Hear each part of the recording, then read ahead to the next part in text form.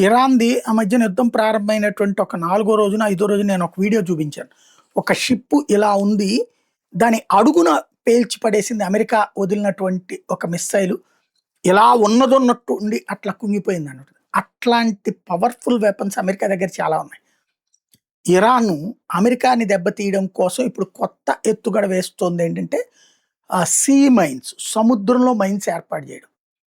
ప్రపంచ దేశాలను కూడా భయపెట్టడం. పోనీ అది ఎక్కడెక్కడ పెట్టారో తన కంట్రోల్‌లో ఉందంటే లేదు. రోజు మొన్న ఈ మధ్యన పెట్టినటువంటి అట్లాంటి దాదాపు 20, 30 దాకా పెట్టిందని కనిపెట్టి అందులో 7, 8 దాకా నిర్వీర్యం చేశారు. ఒక 4, 5 కిందే పేల్చేశారు సముద్రంలో.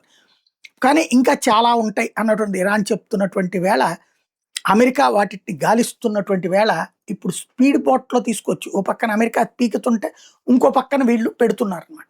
అందుకే ట్రంప్‌కి కోపమొచ్చి అట్లాంటి సీ మైన్స్ పెట్టే వాళ్ళని కూడా పేల్చి పడేయండి అని పిలుపునివ్వడానికి కారణం అదే.